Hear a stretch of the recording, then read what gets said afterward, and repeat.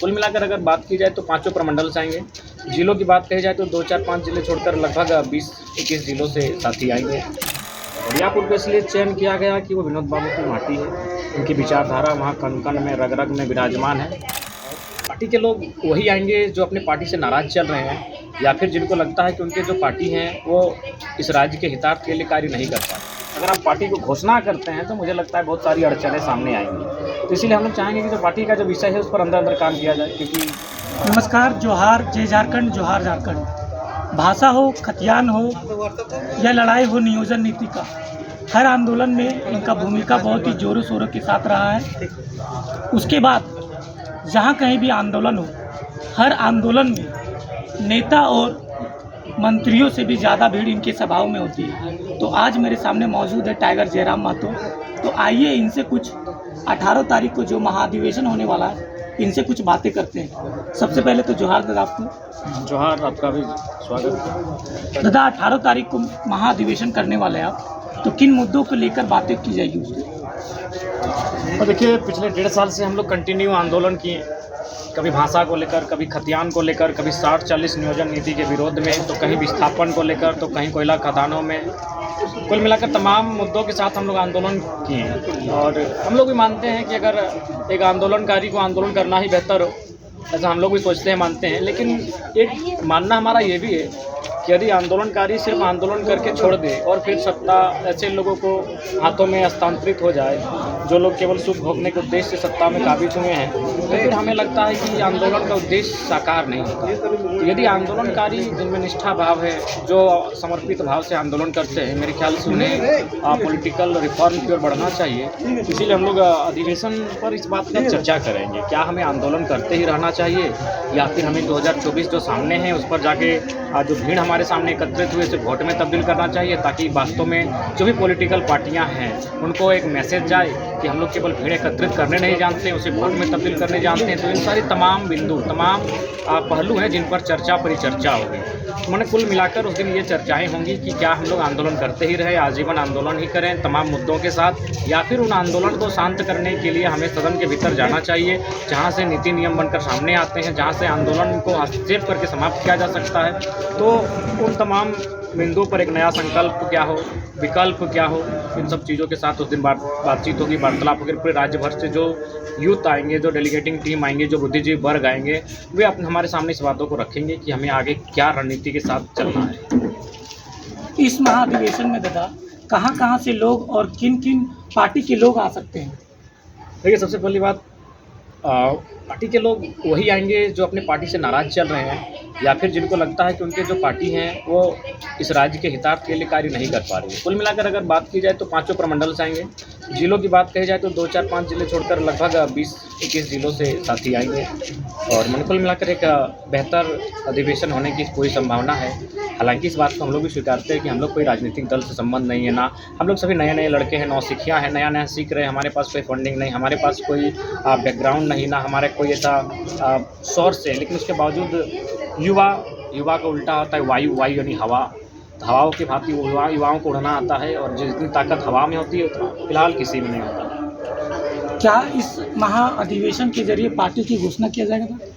देखिए, उस पर भी चर्चा होगी, लेकिन फिलहाल अगर आप जिस परिस्थितियों में हम लोग हैं, जिस प्रकार से पूरे राज्य में उथल पुथल हुई है, जिस प्रकार से विधायक सांसदों का इमेज को हम लोग डाउन किए हैं, तो कहीं ना कहीं अगर आप पार्टी को घोषणा करते हैं तो मुझे लगता है बहुत सारी अड़चनें सामने आएंगी। तो इसीलिए हम लोग चाहेंगे कि जो पार्टी का जो विषय है उस पर अंदर अंदर काम किया जाए। क्योंकि जो भी आज राजनीतिक दल के लोग हैं वो दिल्ली से लेकर रांची तक हमारी गतिविधियों पर बारीकी से नज़र लगाकर बैठे हैं कि ये युवा है, ये कर क्या रहे हैं। तो इसलिए थोड़ा सा हम लोग उस पर गहन चिंतन मंथन होने के बाद ही उस दिन घोषणा की बात कही जाएगी। इस अधिवेशन को करवाने के लिए आपने बलियापुर ही क्यों चुना?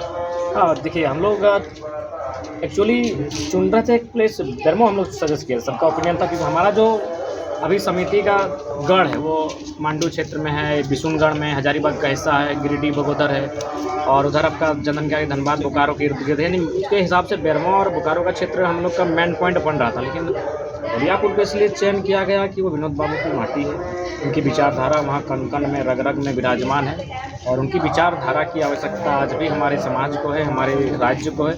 इसलिए हमने बलियापुर की धरती को ही चयन किया और वहाँ से एक पुनः संदेश देना चाहेंगे कि जिस प्रकार मैंने विनोद बाबू के समय में कॉमरेड ए के राय गुरु जी के नेतृत्व में एक नई विचारधारा के साथ लड़ाई लड़ी गई थी, हम लोग पुनः उसे रिवाइवल करेंगे और फिर से एक नए पैटर्न के साथ वही प्रयास हम लोग करेंगे।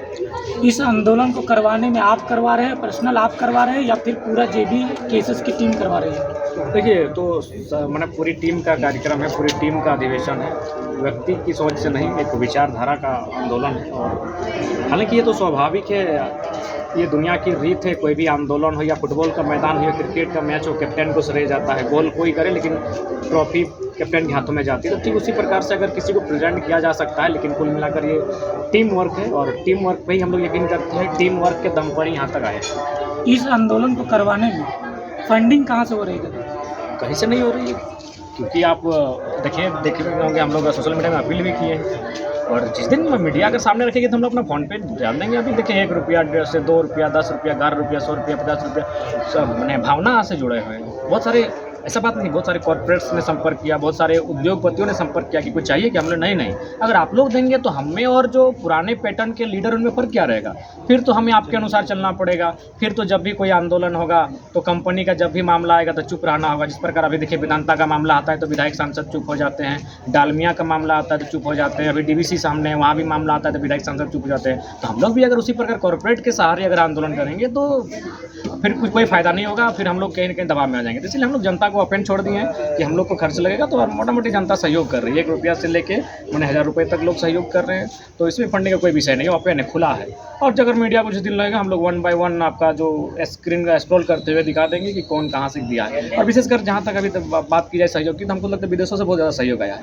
अब सवाल बनता है कि विदेश से सहयोग क्यों? क्योंकि विदेश के लोगों ने दर्द को देखा है कि घर उनका कहाँ, वो प्रदेश में, यहीं क्षेत्र हमारा भी यहीं देखिए, दुग्धा क्षेत्र जहाँ हम लोग बैठे हैं, ज़मीनें किनकी? हमारे पूर्वजों की ज़मीनें, सारा ज़मीन हम दान दिए हैं, बीसीसीएल अधिग्रहण करती है। ठीक, हमको अधिग्रहण से आपत्ति नहीं है, अगर देश की उन्नति के लिए ज़मीनों का अधिग्रहण होता है तो हो, लेकिन जब ज़मीनें हमसे अधिग्रहण की गई है तो यहाँ मैंने एक सुई से लेकर अगर एरोप्लेन तक का अगर कोई कारखाना लगता है तो उस पर पहला योगदान हमारा होना चाहिए। अगर वहाँ पर उस मैंने परियोजना के बाद अगर कोई मार्केट भी लगता है, एक मैंने ठेला भी लगता है तो उसमें हमला हमारा होना चाहिए। लेकिन कुल मिलाकर उसके बाद देखिए, रेल भी ज़मीन अधिग्रहण करती है, लेकिन रेल अगर ज़मीन अधिग्रहण करती है तो फिर जब उसका नौकरी समाप्त होता है तो क्या करती है, उसको मैंने जॉब का रिटायरमेंट के बाद उनको घर जाने के लिए फोर्स करती है। बीसीसीएल तो यहाँ दामाद बना के रख लेती है, जो कि गलत है। तो ठीक उसी प्रकार है, सबसे ज़्यादा अगर आज हम लोग का सहयोग आया है तो अभी मलेशिया से, ओमान से, कुवैत से, दुबई से, सऊदी से, सिंगापुर से, यानी आप अनुमान कीजिए कि झारखंड के लोग कहाँ कहाँ हैं। तो दर्द उन्हें इस बात का है कि कोई तो है जो हमारी आने वाली पीढ़ी की लड़ रहा है। हम लोग ये भी नहीं कर रहे कि हम लोग सफल हो जाएंगे। 24 अभी सामने है, न जाने कितनी गोलियां चलेंगी। यहाँ हमने शहीद सुनील महतो जो सांसद एमपी थे, जो केंद्र में दिल्ली में मंत्री बनने वाले थे, उनको मार दिया गया। तो हम लोग क्या है, हम लोग तो बिना प्रोटोकॉल के चलते हैं, आधे बाइक में बैठकर चल देते हैं। तो ये सारी चीज़ सामने आएंगी, लेकिन लोगों ने एक उम्मीद जताई है कि हम लोग आने वाले भविष्य में एक भविष्य की लड़ाई लड़ रहे हैं। तो उन्हें सबसे ज़्यादा हमें अगर सहयोग मिला, खुले मंच पर कह रहे हैं, मलेशिया से, दुबई से, सऊदी से, कुवैत से, मैंने तमाम जो खाड़ी प्रदेश हैं और मैंने विदेशों से बहुत ज़्यादा सहयोग आया इस आंदोलन के लिए, तो उनका भी आभार करते हैं। और उन्होंने सहयोग इसलिए किया। अब देखिए, आप बगोदर और बिशुनगढ़ का इतिहास उठाइए, प्रत्येक 15 दिन में आप एक मजदूर का लाश घर आता है। तो उन्होंने दर्द को देखा है कि भाई प्रदेश, हम बेशक हम मजबूरी में प्रदेश आए हैं, लेकिन हमारा एक देश है जहाँ हमारा खेत है, मेरी बूढ़ी माँ है, मेरी एक पत्नी है, मेरे 2 छोटे बच्चे हैं, उनके साथ हमको परिवार में रहना चाहिए था, उनके साथ हमें माने खुशी खुशी पर्व त्यौहार मनाना चाहिए था, उनके साथ हमें अपने जीवन को व्यतीत करना चाहिए था, लेकिन आज हम प्रदेशों में हैं। तो इस दर्द को ये लोग जानते हैं। तो इसलिए फंडिंग का जो हमारा सवाल है, अगर आज भी अभी तक जो पाया उसमें हमको लगता है 50% जो है विदेश में हमारे जो मजदूर रहते हैं उनके माध्यम से आया है।